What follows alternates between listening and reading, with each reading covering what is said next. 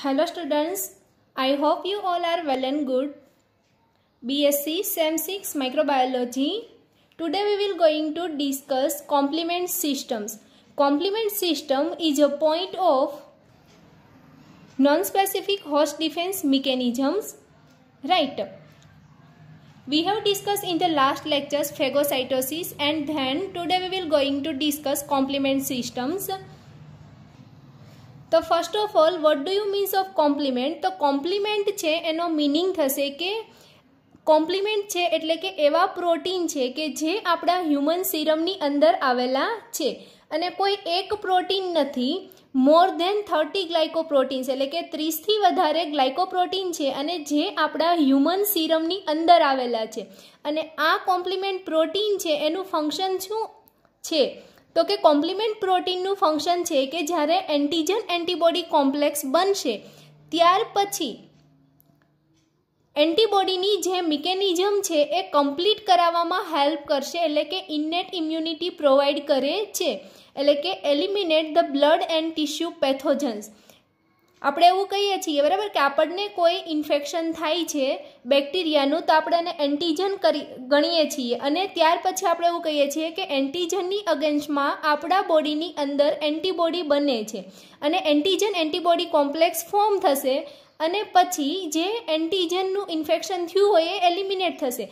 પણ ખાલી antigen antibody complex બનવાથી એન્ટીજન છે એનું ઇન્ફેક્શન રિમૂવ થતું નથી. એન્ટીજન એન્ટીબોડી કોમ્પ્લેક્સ બની ગયા પછી કોમ્પ્લિમેન્ટ પ્રોટીન છે એ ફાઇટિંગ કરવાની અંદર હેલ્પ કરે છે.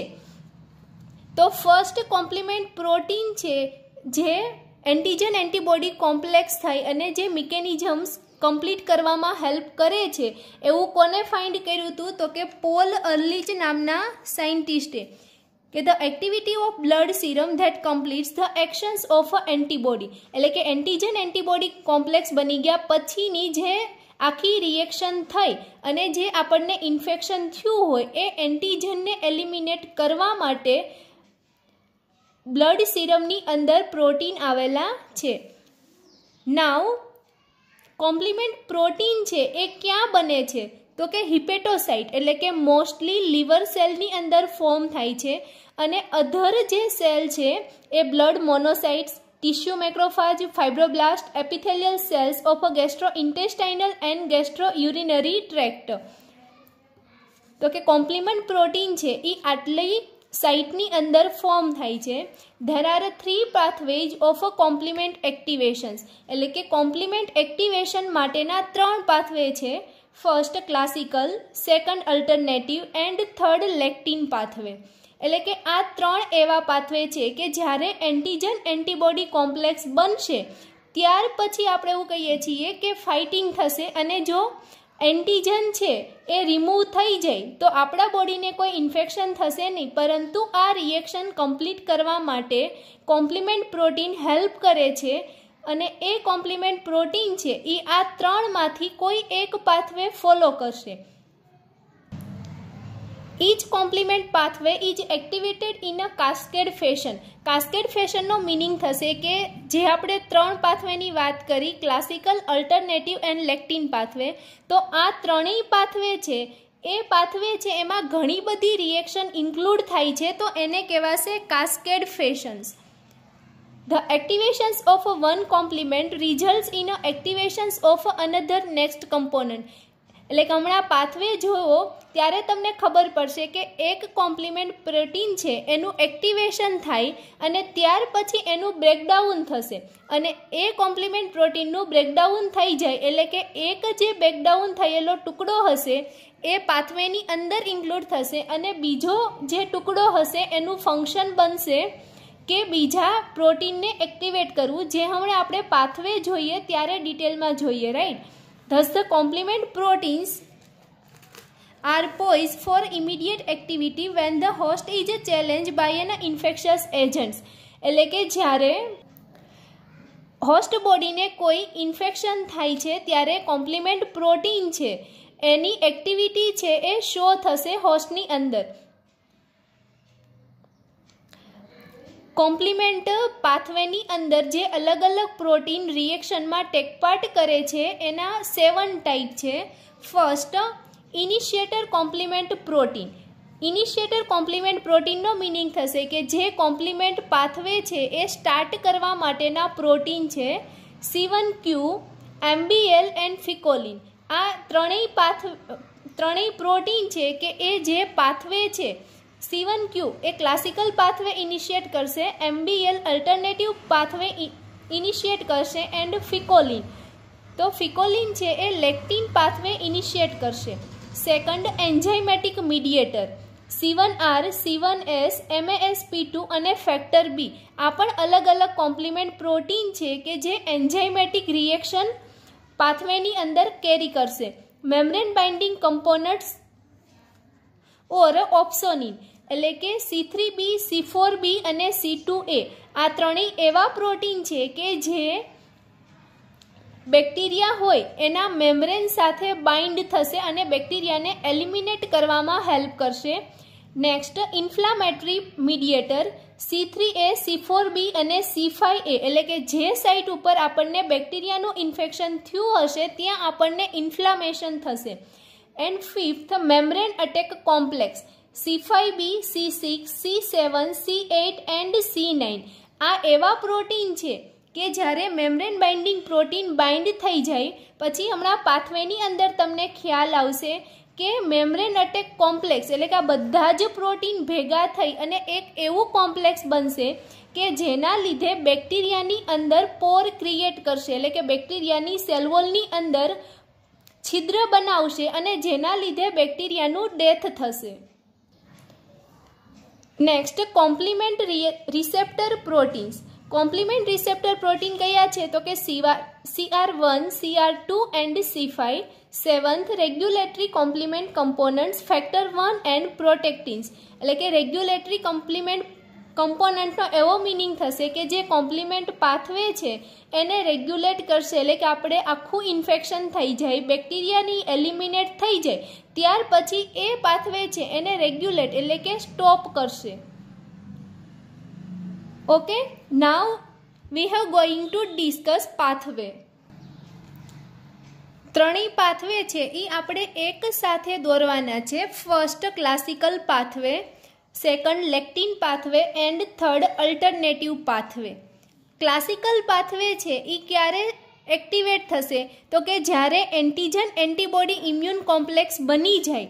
હવે આ એન્ટીજન એન્ટીબોડી ઇમ્યુન કોમ્પ્લેક્સ બની ગયા પછી ક્લાસિકલ પાથવેની અંદરના જે સીરમ પ્રોટીન હશે એ બાઇન્ડ થશે અને એન્ટીજન એન્ટીબોડીની જે ફાઇટિંગ થશે એ ફાઇટિંગ કમ્પ્લીટ કરાવશે. રાઈટ. લેક્ટિન પાથવેની અંદર શું થશે તો કે પેમ્પ રેકગ્નિશન બાય લેક્ટિન. PAMPનો મિનિંગ થશે પેથોજન એસોસિએટેડ મોલેક્યુલર પેટર્ન્સ. ફેગોસાઇટોસિસની અંદર મેં તમને વાત કરી હતી કે બેક્ટેરિયા હોય એની ઉપર કોઈ એવી પેટર્ન હશે કે એ પેટર્ન છે એ આપણું બોડી છે એ રેકગ્નાઇઝ કરે છે અને ત્યાર પછી એની સામે ઇમ્યુન રિસ્પોન્સ ક્રિએટ કરે. Right. And next, spontaneous hydrolysis એટલે કે જે કંઈ પેથોજન હશે એનું હાઇડ્રોલિસિસ થશે. આ જે 3 પાથવે છે એની અંદર ટોટલ 3 સ્ટેપ આવશે. Initiations, next amplifications and third termination. ઇનિશિએશનનો મિનિંગ થશે સ્ટાર્ટિંગ. નાવ એમ્પ્લિફિકેશન્સ મીન્સ કે રિએક્શન છે એ પ્રોગ્રેસ થશે એન્ડ થર્ડ ટર્મિનેશનનો મિનિંગ થશે કે રિએક્શન છે એ સ્ટોપ થશે. ક્લાસિકલ પાથવેની અંદર આપણે જોઈએ કે આ જે છે એને કહેવાશે બેક્ટેરિયલ સરફેસ. બેક્ટેરિયલ સરફેસની ઉપર જે પેટર્ન આવેલી હોય કે એની જોડે એન્ટીબોડી બાઇન્ડ થશે.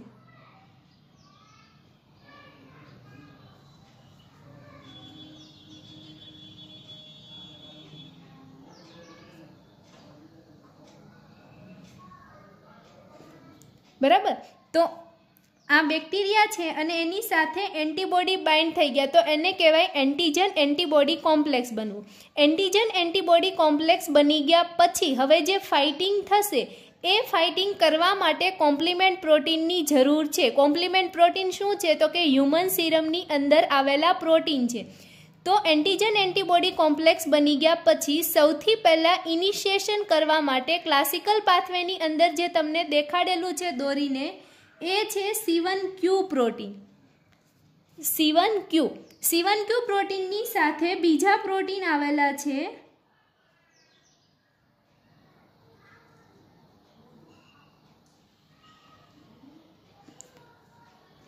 એટલે કે એની અંદર C1r અને C1s બે પ્રોટીન આવેલા છે. કેવી રીતે હશે? એક પ્રોટીન છે એ C1s હશે અને બીજું પ્રોટીન છે એ C1r હશે.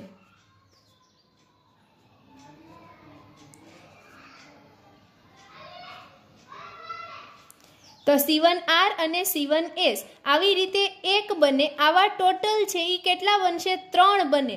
એટલે અહીંયા મેં તમને 6 રાઉન્ડ કરીને દેખાડેલા છે. એક C1r C1s, એના પછી તરત C1r C1s, એવી રીતે 6 પ્રોટીન છે એ C1q પ્રોટીનની ફરતે રિંગ બનાવતા હોય એ રીતે અટેચ થયેલા છે. રાઈટ? તો કે એન્ટીજન એન્ટીબોડી કોમ્પ્લેક્સ બની ગયા પછી હ્યુમન સિરમની અંદર આવેલું C1q પ્રોટીન એ એન્ટીબોડી સાથે બાઇન્ડ થાય છે. એન્ટીબોડી સાથે C1q પ્રોટીન બાઇન્ડ થઈ ગયા પછી એ પ્રોટીન છે એ C1r ને એક્ટિવેટ કરે છે. C1r એક્ટિવેટ થશે એટલે એ શું છે? તો કે C1r છે એ enzymatic protein of C1. Enzymatic protein છે એટલા માટે એ C1s ને એક્ટિવ કરશે અને C1s એક્ટિવ થશે એટલે C1s છે એ એક્ટિવ થશે અને એ C1s છે એ C4 ને ક્લીવ કરશે. રાઈટ? હવે આ C4 પ્રોટીન છે એ એક્ટિવ થાય એટલે એ ક્લીવ થશે. ક્લીવ થશે એનો મિનિંગ કે બ્રેકડાઉન થશે. અને કોઈ પણ પ્રોટીન બ્રેકડાઉન થાય એટલે આપણે એવું કહીએ છીએ કે એની અંદર બને એક જે પોઈન્ટ બને પોર્શન એને કહેવાય C4a અને બીજો જે પોર્શન બને એને કહેવાય C4b. એટલે સપોઝ કે એક ગોળ પ્રોટીન છે એ છે C4 અને એના 2 ટુકડા થયા, એમાંથી એક ટુકડો મોટો બનશે અને એક ટુકડો નાનો બનશે અને એને આપણે નામ આપીએ C4a અને C4b. C4 ના ક્લીવ થવાથી જે 2 ટુકડા બને છે એમાં આપણે યાદ રાખવાનું છે કે C4b ટુકડો છે એ મોટો બને છે અને C4a છે એ નાનો બને. એટલે કે બધા જ પ્રોટીન તૂટશે. અહીંયા શું થશે? તો કે એક પ્રોટીન છે એ બીજા પ્રોટીનને એક્ટિવેટ કરે. તમે જોયું કે C1 છે એ C1r ને એક્ટિવેટ કરે એટલે એ છે એ C1s ને એક્ટિવેટ કરે. C1s છે એ C4 ને એક્ટિવેટ કરે. C4 એક્ટિવેટ થાય એટલે તૂટશે. આવી રીતે હવે જે પ્રોટીન બધા એક્ટિવેટ થશે એ ક્રમશઃ તૂટતા જશે. એની અંદર હંમેશા યાદ રાખવાનું કે 2 ટુકડા થાય. જો અહીંયા C4 છે તો આપણે એને કહીએ છીએ C4b અને C4a. એમાંથી C4b છે એ મોટો ટુકડો બને અને C4a છે એ નાનો ટુકડો બને. એવી જ રીતે ક્રમશઃ બધા પ્રોટીન તૂટશે અને બધાયના મોટા ટુકડાને નામ આપવાનું થશે B. બાકી જે પ્રોટીનનું નામ હોય એ લખીએ અને એની પાછળ B પ્રત્યય લગાડીએ. રાઈટ? અને એવી જ રીતે નાના ટુકડાને કહેવાય C4a. પરંતુ એક અપવાદ આવશે કે જ્યારે C2 પ્રોટીન તૂટે ત્યારે C2 પ્રોટીનની અંદર મોટો ટુકડો છે એ છે C2a અને નાનો ટુકડો છે એ છે C2b. ખાલી એક જ પ્રોટીન C2ની અંદર, બાકી બધા જ પ્રોટીનમાં તૂટવાને લીધે મોટો પોર્શન છે એ B હોય અને નાનો પોર્શન છે એ A બનશે. રાઈટ? હવે અહીંયા C4 પ્રોટીન છે એ તૂટે છે એટલે કે બનશે C4b અને C4a. C4a અને C4b. એમાં C4b નું કામ છે કે C4b પ્રોટીન છે એ બેક્ટેરિયાના મેમ્બ્રેન સાથે બાઇન્ડ થશે. ક્યાં બાઇન્ડ થશે? તો કે અહીંયા જે બેક્ટેરિયા છે એના મેમ્બ્રેન સાથે બાઇન્ડ થાય. પરંતુ આપણે એને લખશું એમ્પ્લિફિકેશનના સ્ટેપમાં. રાઈટ? હવે C4b ટુકડો શું કરશે તો કે C4B છે એ ફરીથી C2 પ્રોટીનને એક્ટિવેટ કરશે, એટલે કે હ્યુમન સિરમની અંદર બીજું એક પ્રોટીન આવેલું હોય C2, એ C2 પ્રોટીનને એક્ટિવેટ કરે એટલે એ પ્રોટીનના પણ બે ટુકડા થશે, C2A અને C2B. તો એની અંદર અપવાદ છે એટલે કે C2A ટુકડો મોટો છે તો એ અહીંયા જોડાશે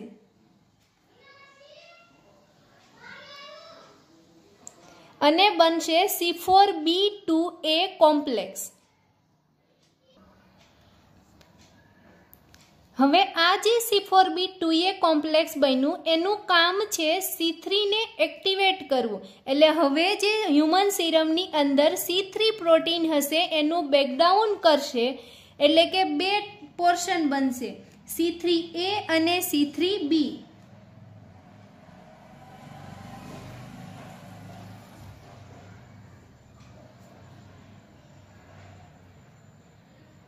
C3A એ નાનો પોર્શન બને અને C3B બનશે એ મોટો પોર્શન બનશે.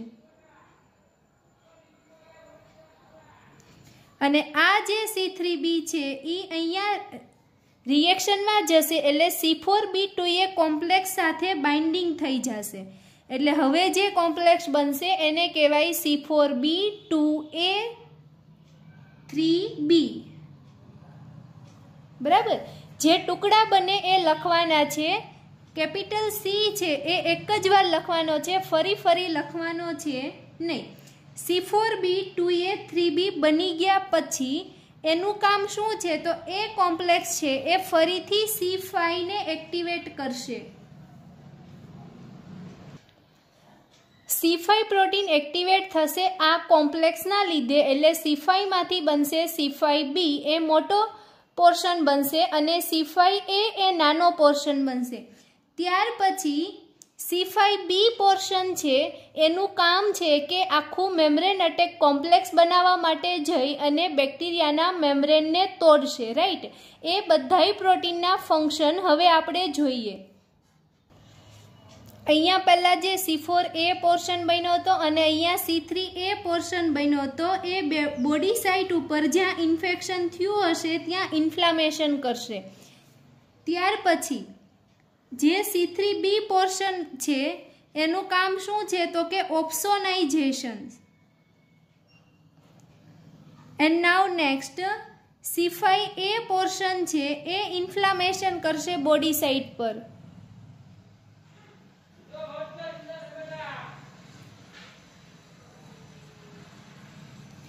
અને આ જે C5B પ્રોટીન છે એ મેમ્બ્રેનનું લાઇસિસ કરશે. રાઈટ. એટલે હવે લાઇસિસ કરવા માટેના આખા જે કોમ્પ્લેક્સ બનશે એ આપણે પાથવે પછી જોઈએ, એટલે કે ક્લાસિકલ પાથવે આટલો સમજી અને C5B પછીનો જે રનિંગ પાથવે હશે એ આપણે પછી જોઈએ. હવે આપણે સ્ટાર્ટ કરીએ લેક્ટિન પાથવે. આપણે અહીંયા જે રીતે C1Q પ્રોટીન છે એ જ રીતે લેક્ટિન પાથવેની અંદર MBL પ્રોટીન વર્ક કરશે. રાઈટ. એને કહેવાય મેનોજ બાઇન્ડિંગ લેક્ટિન. MBLનું ફૂલ ફોર્મ થશે મેનોજ બાઇન્ડિંગ લેક્ટિન. મેનોજ એટલે તો કે બેક્ટેરિયલ સરફેસ છે અને બેક્ટેરિયાની ઉપર પેથોજન એસોસિએટેડ મોલેક્યુલર પેટર્ન આવેલી હોય અને એ જે મોલેક્યુલર પેટર્ન છે એની અંદર મેનોજ હશે. બરાબર. આ મોલેક્યુલર પેટર્ન છે તો કે એ મેનોજની જોડે બાઇન્ડ થાય છે અને લેક્ટિન પાથવે ઇનિશિએટ કરે છે, એટલા માટે એને કીધું મેનોજ બાઇન્ડિંગ લેક્ટિન. હવે આ જે મેનોજ બાઇન્ડિંગ લેક્ટિન છે એ જ્યારે બેક્ટેરિયાની પેથોજન એસોસિએટેડ મોલેક્યુલર પેટર્ન જોડે બાઇન્ડ થાય ત્યાર પછી MASPS પ્રોટીનને એક્ટિવેટ કરશે. MASPS પ્રોટીનનું ફૂલ ફોર્મ થશે MBL associated serine protease. MBL associated serine protease. Right. હવે MASP2નું ફંક્શન શું છે તો કે MASP2 સેમ કોને એક્ટિવેટ કરશે તો કે પહેલાંની જેમ જ C4 ને એક્ટિવેટ કરે એટલે કે એમાંથી બે પોર્શન બને C4b અને C4a. એમાંથી C4b જે લાર્જ પોર્શન છે એ બેક્ટેરિયાના મેમ્બ્રેન્સ જોડે બાઇન્ડ થશે અને C2 ને એક્ટિવેટ કરે એટલે C2 માંથી ફરીથી બનશે C2a અને C2b.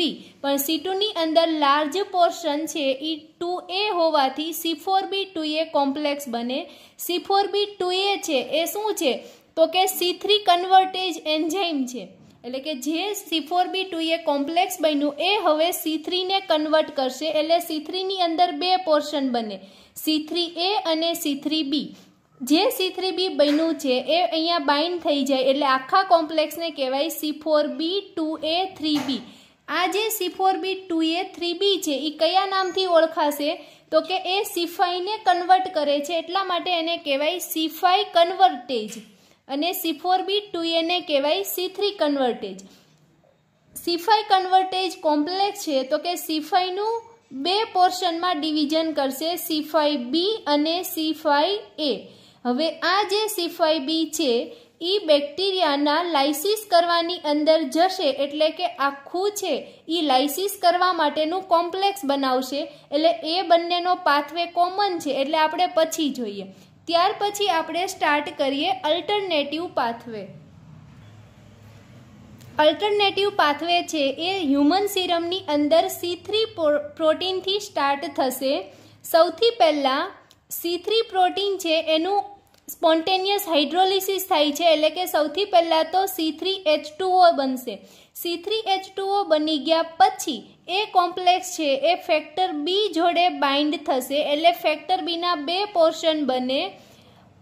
મોટો પોર્શન બનશે એને કહેવાય કેપિટલ બી સ્મોલ બી અને નાનો પોર્શન બને એને આપણે શું કહીશું કેપિટલ બી સ્મોલ એ. તો હવે જે મોટો ફેક્ટર છે એ C3H2O જોડે બાઇન્ડિંગ થશે એટલે એને કહેવાશે C3H2OBB. ત્યાર પછી આ જે C3H2OBB કોમ્પ્લેક્સ છે એને કહેવાય C3 કન્વર્ટેજ એટલે કે જે C3 હ્યુમન સિરમની અંદર પ્રોટીન હશે એનું ફરીથી કન્વર્ઝન કરે એટલે બે પોર્શન બનશે C3A એ સ્મોલ પોર્શન બનશે અને C3B એ લાર્જ પોર્શન બનશે અને લાર્જ પોર્શન છે એ આ કોમ્પ્લેક્સ જોડે બાઇન્ડ થશે. રાઈટ. હવે આ જે C3B છે એ ફરીથી બાઇન્ડ થશે ફેક્ટર બી સાથે. ફેક્ટર બી સાથે બાઇન્ડિંગ થશે એટલે બી પોર્શનના બે ટુકડા થશે કેપિટલ બી સ્મોલ બી અને કેપિટલ બી સ્મોલ એ. એમાંથી જે મોટો પોર્શન હશે BB એ ફરીથી બાઇન્ડિંગ થશે એટલે બનશે C3B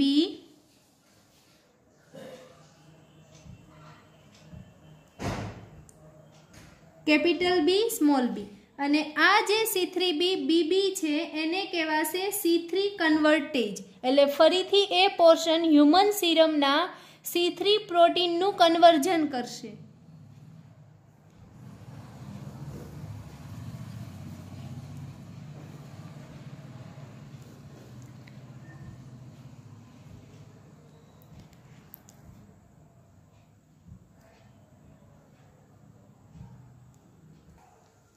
હવે આ જે C3B BB છે એને આપણે અહીંયા લખીએ ત્યાર પછી શું થશે તો કે ફરીથી આ જે C3 પ્રોટીન હતા એના બે પોર્શન બને C3A અને C3B. એમાંથી C3B પોર્શન છે એ ફરીથી આની જોડે બાઇન્ડ થશે એટલે બનશે C3B BB. ફરીથી લખો C3B આવું આખું કોમ્પ્લેક્સ બનશે. આ C3B BB C3B નું કામ શું છે તો કે એ C5 ને કન્વર્ટ કરશે અને બનાવશે C5B. બરાબર. અને એ જે C5B છે એટલે આ જ રિએક્શન ફરીથી થશે એટલે હવે જે C5B છે એ બેક્ટેરિયાના સેલનું લાઇસિસ કરશે. હવે આપણે કીધું કે C5B પ્રોટીનનું કામ શું છે તો કે એ બેક્ટેરિયલ સેલ છે એનું લાઇસ કરશે એટલે અહીંયા જે તમને દેખાડેલું છે એ બેક્ટેરિયલ સેલ મેમ્બ્રેન અને એની જોડે C5B પ્રોટીન બાઇન્ડ થયું. તો C5B પ્રોટીન એકલાથી બેક્ટેરિયલ સેલ છે એ તૂટશે નહીં એટલે કે C5B ની સાથે આવશે C6 પ્રોટીન હવે C6 પ્રોટીન આવી ગયા એટલે શું થશે તો કે C7 પ્રોટીન બાઇન્ડિંગ માટે આવશે.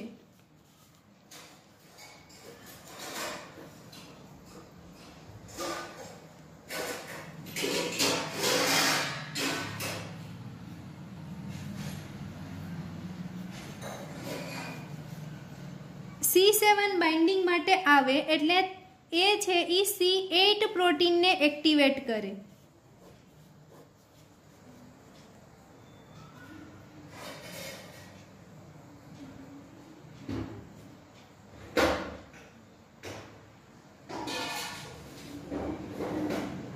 C5b, C6, C7, C8 right. C8 protein આવી રીતે બેક્ટેરિયલ સેલ ઉપર આખા કોમ્પ્લેક્સ બનશે. ત્યાર પછી શું થશે તો કે C8 પ્રોટીન છે એ C9 પ્રોટીન છે એ બાઇન્ડિંગ માટે એક્ટિવેટ થશે C8 ની મદદથી.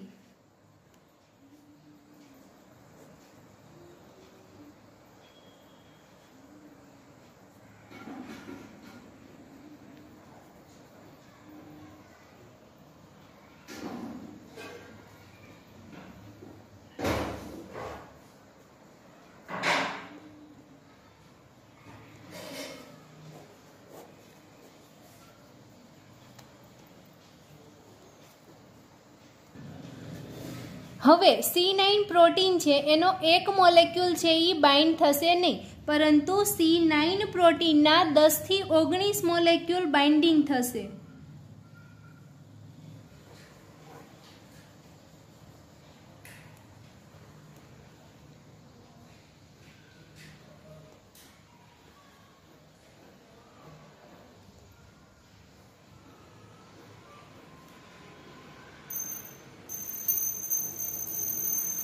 C5b, C6, C7, C8 અને બાકીના જે બધા જ મોલેક્યુલ છે એ કયા મોલેક્યુલ હશે તો કે C9 રાઈટ.